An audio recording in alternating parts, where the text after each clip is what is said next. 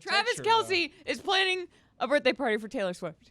That's what I want to talk about, Dan. Wow. Because he said it's going to be over the top. It's going to be the best thing you ever saw. You ain't never seen anything like this.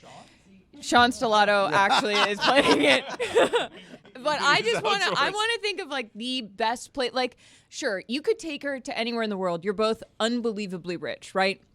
He needs to zig where everybody would zag. He needs to rent out a Dave & Buster's and throw like the greatest party you've ever seen at a Dave & Buster's or like a rainforest cafe. I'm really hoping that's what we get from this. But you can't buy it out, though, because then it'll just be so obvious that you're rich. And we have this whole place. You want it to seem like a normal thing, so you have to hire a bunch of people to just be at Dave & Buster's so they can act normal. So they can be at the skee-ball machine without being bothered. But they still want to have people around so it feels like they're in a normal setting. So you need to hire, I'd say, like 50, 100 actors just to be in the Dave & Buster's and not talk to them. That's not zigging. Zigging is saying, you know what? We're not doing anything. Because birthdays are dumb. Oh, why am I going to expend your take in here? Oh, of course. Cool tortilla blanket.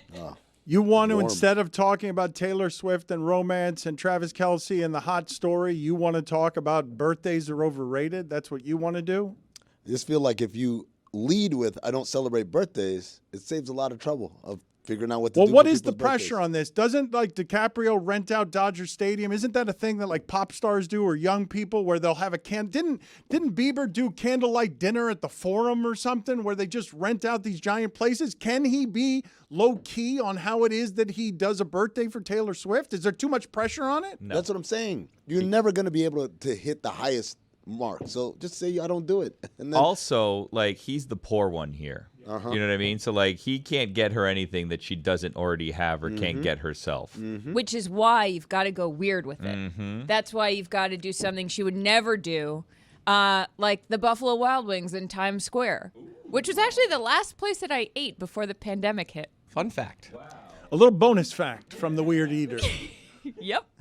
All right, so where does Kelce take Taylor Swift?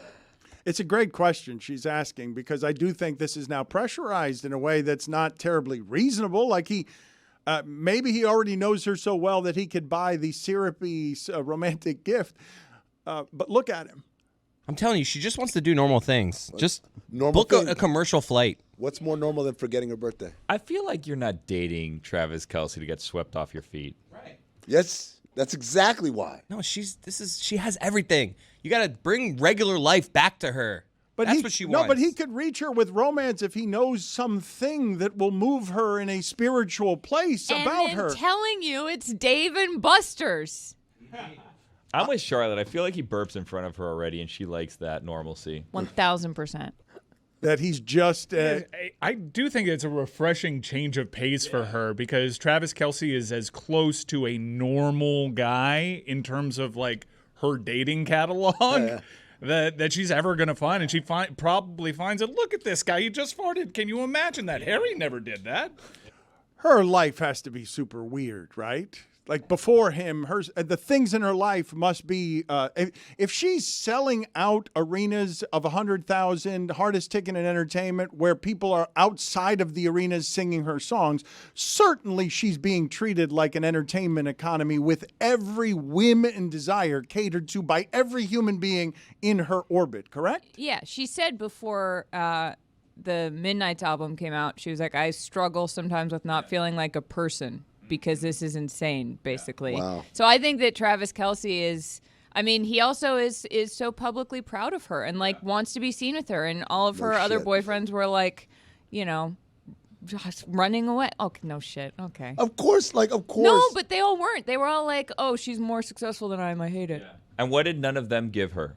Skee ball, Papa Shot, exactly. Tickets that you can use to buy things. Buy things that currency can't buy. Yeah. Where are you going to get a spider ring from? Where are you going to get the finger trap from? Bouncy ball. Where are you going to get that? Money can't buy that. You need tickets. And where do you get them? D&B's. You know they don't even do tickets anymore. It's all electronic. On a card. Shit. It's all just like I give them my card. I got 900 tickets. Did COVID ruin this too?